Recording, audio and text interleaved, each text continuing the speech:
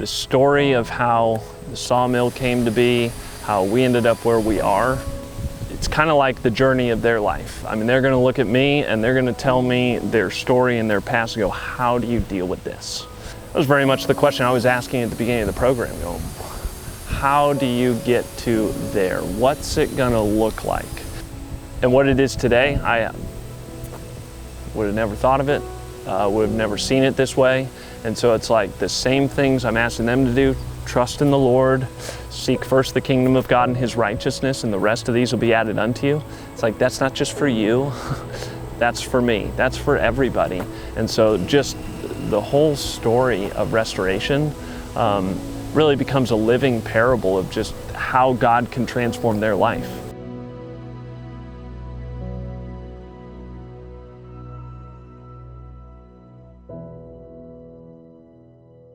This ministry is part of Faith Church in Lafayette, Indiana. And in 2005, this 100 acres was actually given to us. Our church was starting to dream about what we could do with this property for ministry. That had always been the thought. And so we started thinking about a men's residential addiction ministry. And so it took us 11 years to get there. We had a number of different concepts. November of 2016, we opened to the first residents. First 3 guys moved in.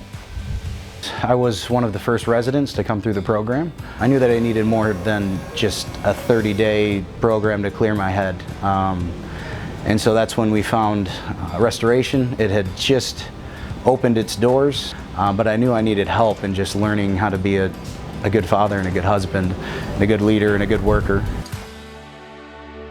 It was a few weeks into the program, still had not determined what our business was going to be. That was always part of our mission, was we wanted a business that the guys could work in to support themselves being here.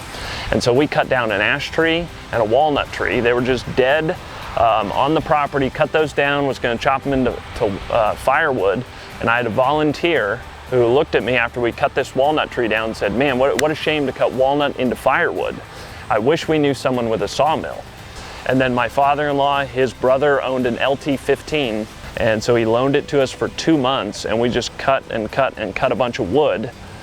And then one day a volunteer looked at it and said, you probably cut like $20,000 worth of lumber. And that was when the business idea really formulated. I assist in training the men on how to run the equipment. We provide the work, and they get the counseling. That's what I want to do here. I want to be able to come alongside these guys and help them. You know, you don't build a table overnight. And when you go from log to final form, like, you really know you don't build a table overnight. Getting the logs is hard work, cutting them, stacking and stickering them, letting them dry, then processing, I mean, just all the way through. It takes a lot of time. That's really how change happens. From the first day they come in until the last day they complete the program, they're totally different. God is working in their life to change and put off those habits and put on something new. That is the blessing. And when you see that, you get all excited. By God's grace, we've seen marriages restored, we've seen fathers restored to their kids.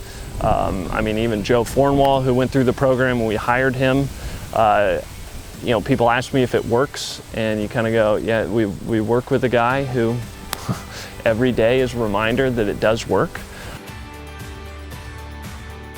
While I was in the program, I was reading my Bible. I read 2 Corinthians chapter 1, verses 3 and 4 talk about the God of all comfort, who comforts us so that we can in turn comfort others. God saved me, He rescued me from addiction. He helped restore my family, and I knew I wanted to, but I knew I needed to give back and help others. The majority of the logs that we get are given to us. And it's amazing how many trees are just being burned. They're just being piled up and shoved into a ravine. It's a pretty sweet process of just being able to utilize the resources that God has given us as opposed to just wasting them. The sawmill and the wood shop is a perfect fit for restoration. A lot of our products are custom order. People want to take a tree from from their house and they want to make it into something useful for them. And that's one of my favorite parts of the job, is I get to take something, a dead tree that nobody wants, and I can take it, it's useless, it's ugly, it's falling apart, and I can make it into something beautiful and useful and valuable and desirable and complete, right? And it reminds me of, like, that's what God did for me. You just think about the impact it has on parents, on spouses, on stopping generational addiction, generational abuse. But when you start thinking about all the impact that has, I mean, most of it we'll never see till we get to heaven. But that's one of the things I'm looking forward to, is all the stories you're going to get to hear in heaven of how just a little bit that we played in these guys' lives, what that will have done.